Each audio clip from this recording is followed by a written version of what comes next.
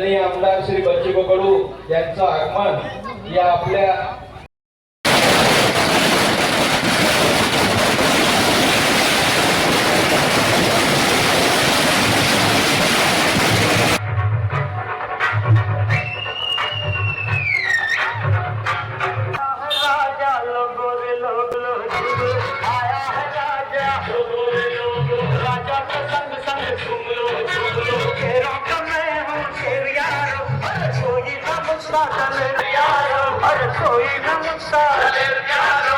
सच सच कहता मैं डट के रहता मैं आया है राजा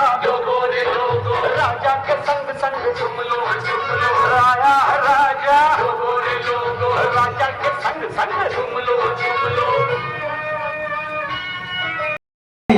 भाऊचा वाढदिवस हा वाढदिवस म्हणजे एक आनंदाची पर्वणी कार्यकर्त्यांसाठी आणि ज्या क्षणाची आपण वाट पाहत होतो उद्देश आज औक्षमन झालाय भाऊ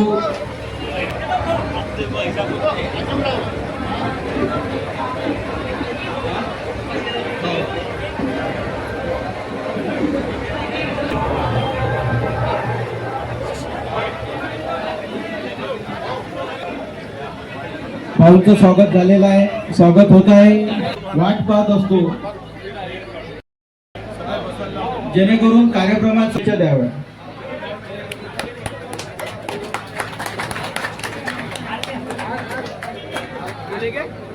अतिशय आपल्या सर्वांसाठी मंगल दिवस आज भाऊंचा वाढदिवस याला शिवसेना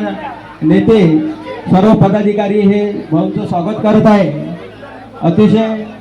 सुवर्ण क्षण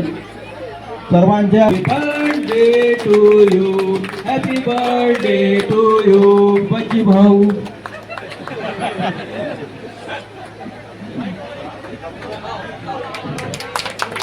भाऊंचा वाढदिवस साजरा होत आहे कार्यकर्ते आपलं प्रहार एक कुटुंब शिवसेना एक पक्ष कुटुंब वाढदिवस एका सदस्याच्या आपल्या प्रती सर्वांच्या भावना या ठिकाणी व्यक्त आहे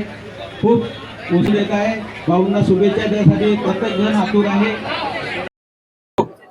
मंचावर उपस्थित हॅलो मान्यवर उपस्थित हा बोला बच्ची भाऊच्या प्रेमापोटी आलेले धन्यवाद ग्रामीण आणि शहरातील सर्व पदाधिकारी धन्यवाद सर्वांचं मनापासून अभिनंदन करतो खरं तर आमच्यासाठी आज आनंदाचा दिवस आहे आणि ज्या पद्धतीनं बच्चू भाऊने अधिवेशन गाजवलं आता खरं वाटतं की महाराष्ट्राचं अधिवेशन सुरू आहे एकही घटक बच्चू भाऊने सोडला नाही मग शेतकरी असू द्या शेतमजूर असू द्या कंपनीत काम करणारा आमचा कामगार असू द्या आमचा दिव्यांग असू द्या आमचे एमपीएससी चे विद्यार्थी असू द्या त्यानंतर सिंचन प्रकल्प असू द्या सर्व चौफेर फटकेबाजी करत सरकारला घेरण्याचं काम बच्चू भाऊंनी अधिवेशनात केलं आणि दाखवून दिलं आमदारकी जरी मिळाली तरी कोणाची गुलामगिरी करणार नाहीये पुन्हा एकदा बच्चू भाऊच्या नेतृत्वाला दाखवून दिलं कारण बरेच लोक म्हणत होते की आता बच्चू भाऊंना आमदारकी पक्षानं दिली म्हणून बच्चू भाऊ आता बोलणार नाही परंतु ज्या पद्धतीनं बच्चू भाऊंनी मागच्या 25 वर्षात आपली कारकीर्द गाजवली त्याही पेक्षा जास्त दुपटीनं कारण विधान परिषद हे तज्ञ लोकांचं सभागृह आहे आणि तिथं अभ्यासपूर्ण माणूस जाणं गरजेचं असतं आणि मला असं वाटतं जे काही आता विधानसभा सदस्य आहेत विधान परिषद सदस्य आहेत ते सर्व सन्माननीय आहेतच त्यांना ज्ञान आहे पण चौफेर जर सखोल ज्ञान जर घेऊन जर कोणता नेता तिथं बोलत असाल तर त्या नेत्याचं नाव बच्चू भाऊ आहे आणि त्यांचे आपण सर्व सहकारी आहे खऱ्या अर्थानं आज गर्वाची मित्र 25-30 वर्षाचा संघर्ष झाला 20 वर्षाची आमदारकी झाली आणि या 20 वर्षाच्या आमदारकीत दिव्यांगाचं काम असू द्या शेतकऱ्याचं काम असू द्या शेतकऱ्या मजुराचं काम असू द्या आंदोलन असू द्या आणि आंदोलन करता करता 350 गुन्हे बच्चू भाऊ दाखल झाले आपण जर पाहिलं तर 6500 कोटीचे कामं मागच्या पंचवार्षिक मध्ये बच्चू भाऊंनी केलेले असं असताना सुद्धा बच्चू भाऊंना मागच्या निवडणुकीत पराभवाला सामोरे जावं लागलं आपल्याला पराभवाला सामोरं जावं लागलं होतं बऱ्याच लोकांना आता वाटलं होतं की बच्चू भाऊ नावाचं वादळ आता थांबलाय परंतु ज्या पद्धतीनं शिंदे साहेबांनी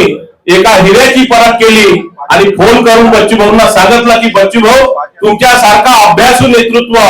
असणारा माणूस हा विधान परिषदेमध्ये असायला पाहिजे आणि आमच्या पक्षाजवळ असायला पाहिजे, म्हणून शिंदे साहेबांचं सुद्धा बच्चूभाऊंना विधान परिषद पदी